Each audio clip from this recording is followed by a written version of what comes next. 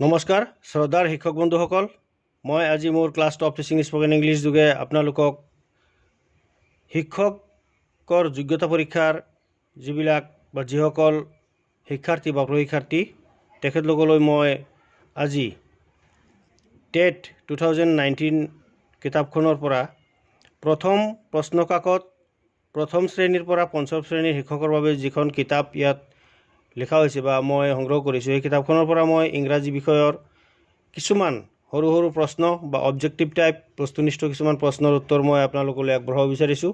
মই আশা কৰোঁ যাতে আপোনালোকে মোৰ এই ক্লাছটো, এই ভিডিঅ' ক্লাছটো আপোনালোকে প্ৰথমৰ পৰা শেষলৈকে চায় আৰু মোৰ খুব এটা আশা যে আপোনালোকে এইটোৰ পৰা নিশ্চয় উপকৃত হ'ব। গতিকে মই আৰম্ভ কৰিছোঁ। আজিৰ বিষয়টো হ'ল pedagogy of language teaching. Language টিচিঙত বৈজ্ঞানিক পৰ্যালোচনা বা আলোচনা। পেডাগজি মানে শিক্ষা বিজ্ঞান, কিন্তু শিক্ষা মানে লেংগুৱেজ টিচিঙত পৰ্যালোচনা বুলি ক'লেও ভুল কোৱা নহ'ব। ইয়াত শিক্ষা বিজ্ঞানত বা ভাষা শিক্ষণত কি কি বস্তুৰ ওপৰত আমি গুৰুত্ব বেছিকৈ দিব লাগে এই বিষয়ে ক্লাছটো দিয়া হৈছে। প্ৰথমতে আছে ডেভেলপমেণ্ট অফ 4 স্কিল, 4টা কৌশলৰ ওপৰত দিছে। Listening, speaking, reading, writing. এই 4টা বিষয়ৰ ওপৰত বেছিকৈ ইয়াত এই লেচনটোত গুৰুত্ব দিয়া হৈছে। লিচেনিং মানে শুনা, স্পিকিং মানে কথা কোৱা, ৰিডিং মানে পঢ়া, ৰাইটিং মানে লিখা। সকলোৱে জানে, কাৰণ যিহেতু সকলোৱে শিক্ষকৰ মানে পদত অধিষ্ঠিত হ'বৰ কাৰণে এপ্লাই কৰিছে। গতিকে প্ৰথমতে আমি বিস্তাৰিত আলোচনা নকৰি খুব থুলমূলকৈ খুব চমুকৈ মই আপোনালোকৰ কথাখিনি থুৰতে বুজাই দিব বিচাৰিছোঁ। Listening skill. লিচেনিং স্কিল মানে শুনাৰ যিটো কৌশল, শুনাৰ কৌশলত ইয়াত কোৱা হৈছে যে হিয়াৰিং। হিয়াৰিং মানে হ'ল শুনা, মানে এজনে আন এজনক শুনাই দিয়া, সেইটো হ'ল শুনাটো হ'ল হিয়াৰিং। আণ্ডাৰষ্টেণ্ডিং, বুজা, শুনাৰ পিছত যিটো বুজিব লাগে।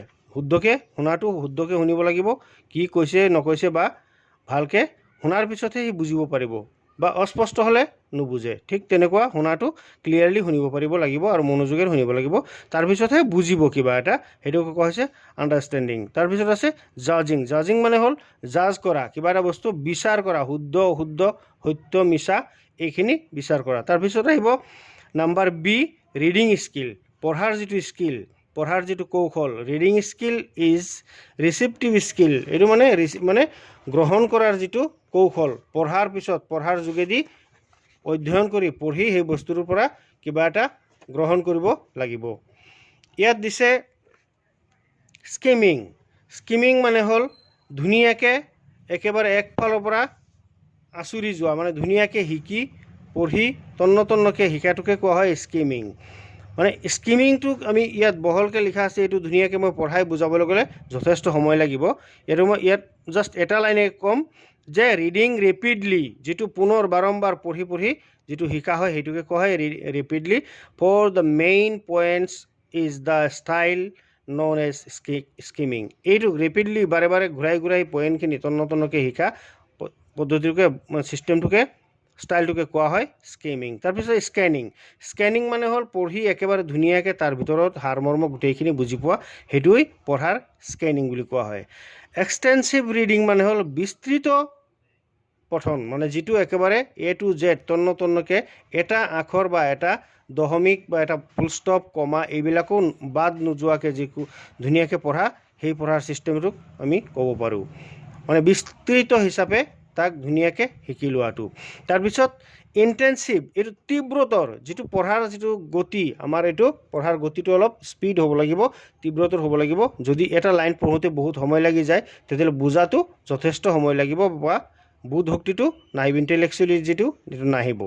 তাৰপিছত স্পিকিং স্কিল, কথা কোৱাৰ যিটো স্কিল, কথা কোৱাৰ স্কিলটো আমি ইংৰাজীত যেতিয়া কথা ক'ম, কথা ক'বলৈ যাওঁতে আমাৰ ইয়াত যিটো কৌশল আমি গ্ৰহণ কৰিম সেইটো ফনেটিক চিম্বলবিলাক আমি জানিব লাগিব, বা ইংৰাজী শব্দ উচ্চাৰণ কৰোঁতে যিবিলাক আন্তঃৰাষ্ট্ৰীয় যিখিনি কথা কোৱাৰ ইংৰাজী কোৱাৰ যিটো ৰুল, যেনেকৈ he is not a good boy, he is not a good boy, এইটো ইংলিছত বা ইউকেত কোৱা হয় he is not a good boy, USA মানে আমেৰিকাত ক'ব he is not a good boy.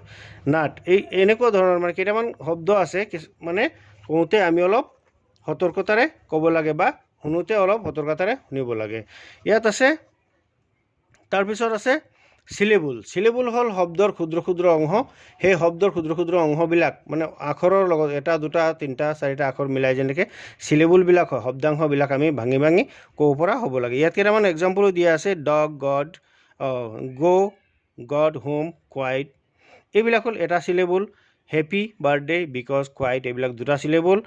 September, আণ্ডাৰনেট, internet, চিলেবুল, এইবিলাক তিনিটা তিনিটা চিলেবুল হিচাপে এটা এটা শব্দ দিয়া আছে। গতিকে ৱৰ্ড ষ্ট্ৰেচ ইয়াত দিয়া আছে। ৱৰ্ড ষ্ট্ৰেচটো বা চেণ্টেঞ্চ ষ্ট্ৰেচ এইবিলাক শব্দত বা বাক্যৰ ভিতৰত থকা আখৰ মানে শব্দ আৰু শব্দৰ ভিতৰত থকা আখৰবিলাকত যিটো আমি জোৰ প্ৰয়োগ কৰিব লাগে সেইবিলাকক কোৱা হয় ষ্ট্ৰেচ। গতিকে সেইবিলাক আমি যেনে ইয়াত দুটামান দিছে, বিট এনেকুৱা, ৰিডিম ইয়াত এই তেনেকুৱা ধৰণৰ। আমি সেইখিনি ইমান দলৈ যাব নালাগে এতিয়াই। তাৰপিছত ইয়াত এটা দিছে যে ইণ্টনেশ্যন মানে হ'ল একচুৱেলি এই শব্দটো ইণ্টনেশ্যন মানে হ'ল যিটো ভংগী, যিটো কথা কোৱাৰ যিটো ষ্টাইল অফ টকিং, মানে কিছুমান মানুহে কথা কওঁতে অলপ ধৰকচোন যে ইংলিছত কেনেকৈ কোৱা হয় যে থেংক ইউ ভেৰি মাছ, এনেকুৱা ধৰণৰ মানে কিছুমান সুৰ, আৰু সেইটোক কোৱা হয় ষ্টাইল অফ টকিং। কিছুমান ষ্টাইল লগাই কিছুমান কথা কোৱা হয়, সেইটোক কোৱা হয়। আৰু এই বস্তুবিলাক আমি জানিব লাগে।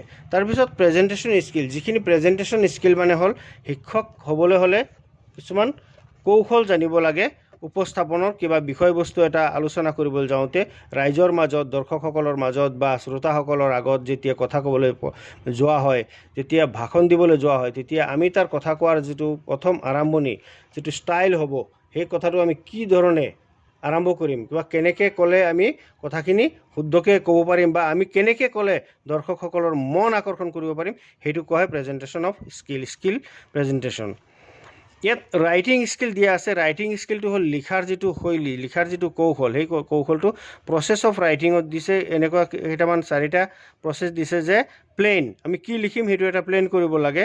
তাৰপিছত লিখিব লাগে, ৰাইট, তাৰপিছত ৰিভাইজ কৰিব লাগে, লিখাটো কেনেকুৱা হ'ল, যদি কিবা ভুল হৈছে এডিট কৰিব লাগে। এডিট কৰা মানে শুদ্ধ কৰিব লাগে।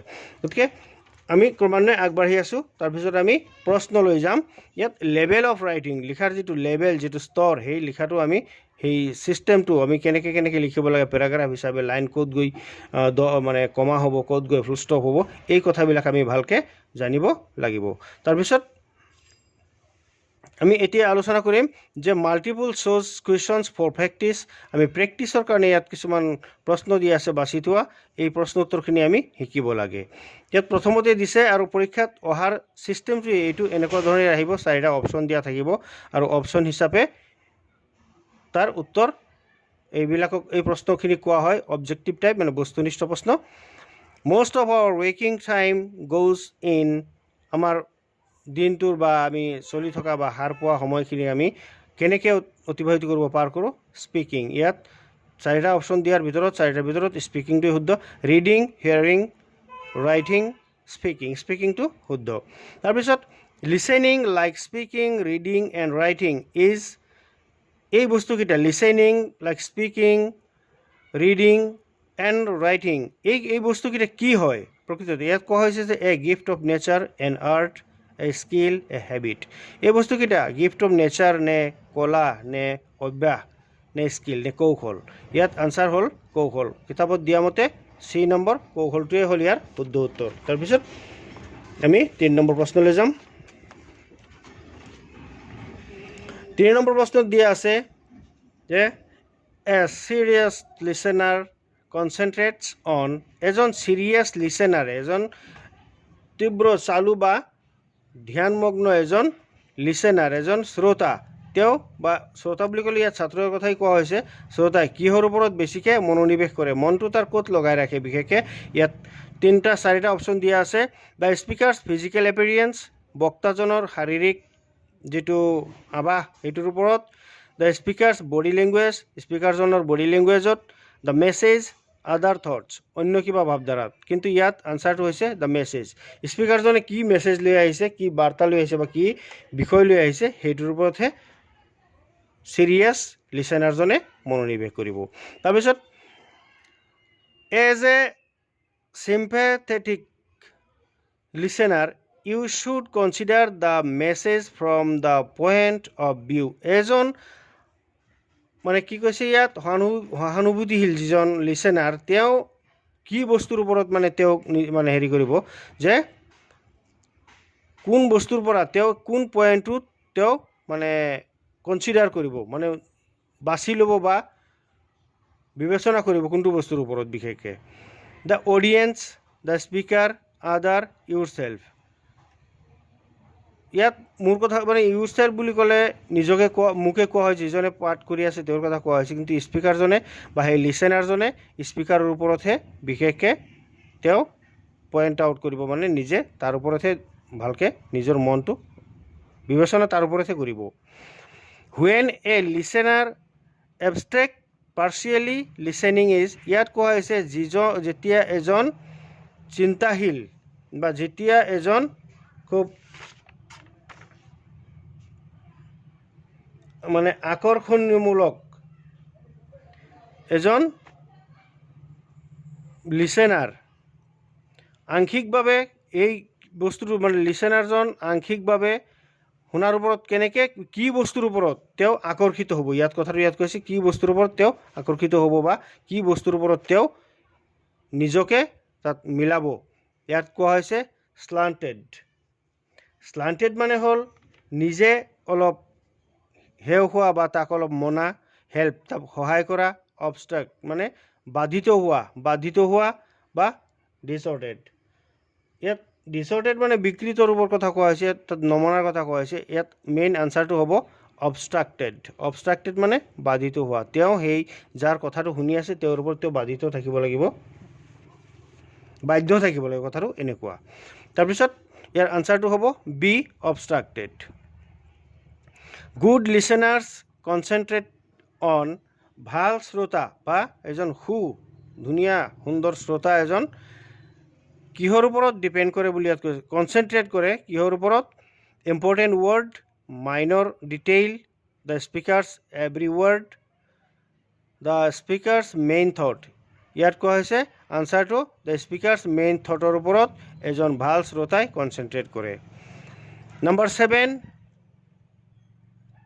এ ৰিফ্লেক্টিভ লিচেনাৰ এজন চিন্তাশীল শ্ৰোতা মানে এজন চিন্তাশীল ছাত্ৰই এপ্ৰিচিয়েটছ দ্য মেছেজটোৰ ওপৰত এপ্ৰিচিয়েট কৰিব নে ইগন'ৰ দ্য ডিটেইল মানে বিষয়বস্তু ইগন'ৰ কৰিব repeats the message essential parts things about the speaker's message আনচাৰটো হৈছে ইয়াত C repeats the message essential parts মেছেজটোৰ যিটো গুৰুত্বপূৰ্ণ বা দৰকাৰী বা জৰুৰী পাৰ্টখিনি তেওঁ ৰিপিট কৰিব সেইটোৱেই এজন চিন্তাশীল শিক্ষাৰ্থীৰ মানে লক্ষণ বুলি ইয়াত কোৱা হৈছে আৰু মানে এজন চিন্তাশীল শিক্ষাৰ্থী সেইজনেই যিজনে ৰিপিট কৰিব মেছেজৰ এছেঞ্চিয়েল পাৰ্টবিলাক ক্লাৰিফাইং লিচেনাৰ যিজন একেবাৰে পৰিপূৰ্ণ মানে পৰিপাটি যিজন মানে ক্লাৰিফাইং মানে যিজন একেবাৰে শুদ্ধতা বিচৰা যিজন লিচেনাৰ কথা কোৱা হৈছে যিজনে স্পষ্টীকৰণ বিচৰা মানে স্পষ্ট ছাত্ৰজনৰ কথা কোৱা হৈছে তেওঁ কেনেধৰণৰ বা তেওঁৰ ইয়াত কোনটো অপশ্যনৰ লগত এজন ক্লাৰিফাইং লিচেনাৰ মিলিব মানে ৰিপিটছ হোৱাট হি ছেইড কি কোৱা হৈছে সেইটো ৰিপিট কৰিব এক্সপ্লেইন দ্য মেছেজটো এক্সপ্লেইন কৰিব illustrate the message with example বিস্তাৰ কৰিব মেছেজটো উদাহৰণৰ সৈতে আকৌ ইয়াত কোৱা হৈছে elaborates the speaker's underlying thoughts and feelings ভিতৰুৱা অন্তৰ্নিহিত হৈ থকা ভাৱধাৰা আৰু অনুভৱবিলাক তেওঁ সম্প্ৰসাৰণ কৰিব সেইজনেই এজন ক্লিয়াৰিফাইং লিচেনাৰ হ'ব আনচাৰটো দিয়ে হ'ব number 9 listening and hearing refer to listening আৰু হিয়াৰিংটো ক'ত গৈ ক'ত কেনেকৈ মিলিছে ৰিফাৰ হৈছে এইটো দেখাই ইয়াত প্ৰশ্ন হৈছে যে কোনটো লাইনৰ লগত বা কোনটো অপশ্যনৰ লগত এইটো মিল খাই আছে কিটোৰ লগত ৰিফাৰ হৈ আছে মেণ্টেল এণ্ড ফিজিকেল এক্টছ ৰেছপেক্টিভলি মানসিক আৰু শাৰীৰিক কৰ্মৰ লগত মিল হৈ আছে বুলি ইয়াত এইটোত কোৱা হৈছে কিন্তু different things the same thing specific act versus general act এই তিনিওটা নহয় শুদ্ধটো হ'ব mental and physical act ৰেছপেক্টিভলি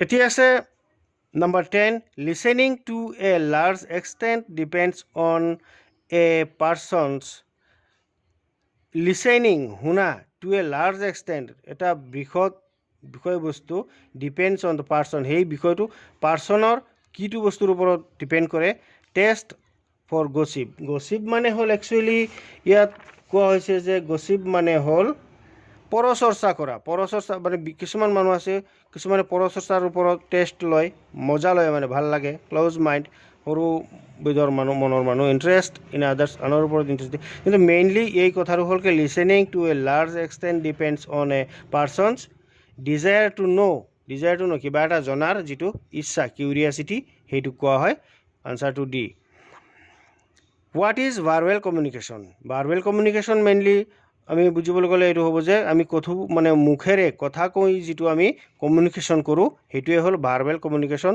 talking to চামৱান এজনে কৈ থকাটো বুজাইছে ইয়াত when চামৱান is talking and চামৱান else is listening এজনে কৈ আছে আৰু এজনে ইয়াত শুনি আছে এই বিষয়টোৱে হ'ব ভাৰ্বেল কমিউনিকেশ্যন মানে কথা কোৱাৰ মাধ্যমত যিটো আমি যোগাযোগ ব্যৱস্থা কৰোঁ হুৱেন মোৰ then one person is talking যেতিয়া এজনতকৈ বেছি মানুহে কথা বতৰা পাতি আছে তেতিয়া সেইটো ভাৰ্বেল কমিউনিকেশ্যনৰ মাজত নপৰিব গতিকে নাম্বাৰ বিটোৱে শুদ্ধ what is communication without words শব্দ নোহোৱাকৈ কথা মানে লিখনি বা কোৱা বোৱা নোহোৱাকৈ যিটো কমিউনিকেশ্যন হয় যিটো যোগাযোগ হয় কমিউনিকেশ্যন সেইটো হ'ব নন ভাৰ্বেল কমিউনিকেশ্যন এইটোৱে নাম্বাৰ বিটোৱে শুদ্ধ হ'ব তাৰপিছত ইয়াত দেখা গৈছে which of the following is not a form of non verbal communication ইয়াত যিটো baby language body language written communication telepathy facial expression এই কথাকেইটাৰ ভিতৰত body language written communication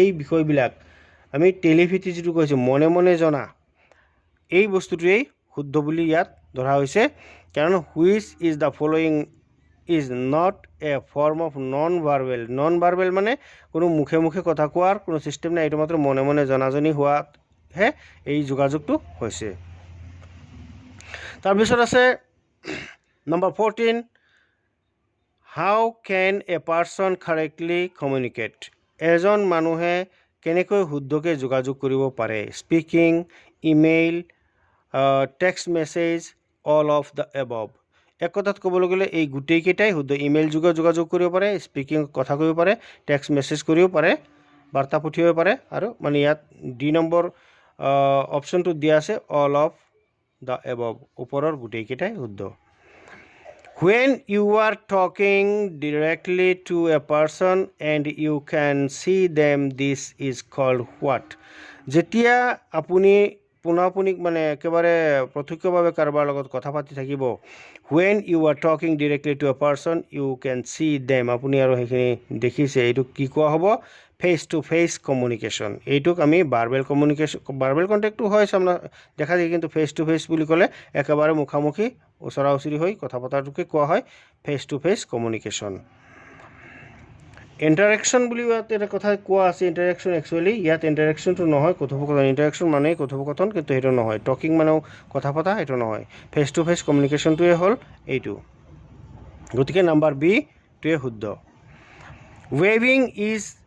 ৱেভিং is what type of communication ৱেভিং মানে হ'ল ওপৰত এনেকৈ হাত ৱেভ কৰাটো বা লৰচৰ কৰি দিয়াটো ৱেভিং যিটো কোৱা হয় সেইটো এটা কমিউনিকেশ্যন এইটো এটা যোগাযোগ এজনে আন এজনৰ লগত হাতেৰে ইচাৰা কৰি মানে তেওঁৰ লগত এটা যোগাযোগ স্থাপন কৰে সেইটো কেনেকুৱা ধৰণৰ কমিউনিকেশ্যন ইয়াত জেষ্টিউৰ বুলি কোৱা হৈছে জেষ্টিউৰ মানে হ'ল একচুৱেলি এই জেষ্টিউৰ শব্দটো হ'ল অংগী ভংগী কমিউনিকেশ্যনটো এইটো এটা অংগী ভংগীৰ দ্বাৰাই যোগাযোগ কৰা হৈছে অংগভংগী মানে জেষ্টিউৰ মানে অংগভংগী শৰীৰৰ বা নিজৰ বডিৰ যিটো লৰচৰ এতিয়া বডি লেংগুৱেজ বুলি কোৱা হৈছে বডি লেংগুৱেজৰ এই সূত্ৰ আৰু বেলেগ আছে সেইটো ক্লাছতহে শিক্ষকসকলে ছাত্ৰৰ লগত যিটো বডি লেংগুৱেজ প্ৰকাশ কৰে সেইটো বেলেগ গতিকে এতিয়া আমি আগলৈ গৈছোঁ বাৰু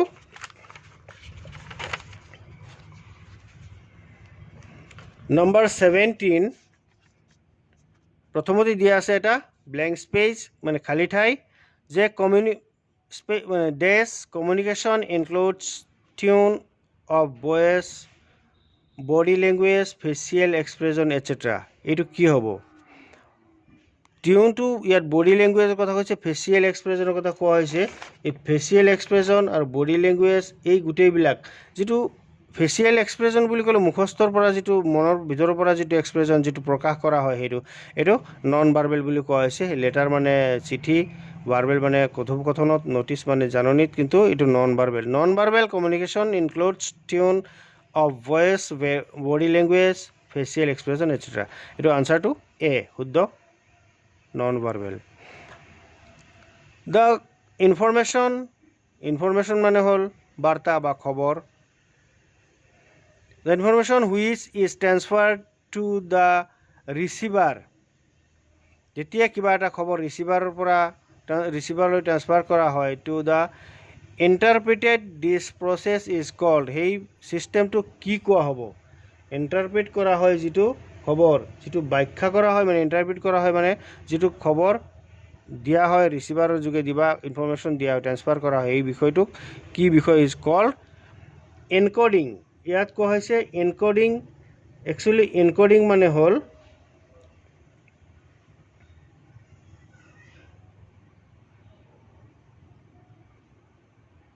এনকডিং, ডিকোডিং, অপেনিং, ক্লোজিং।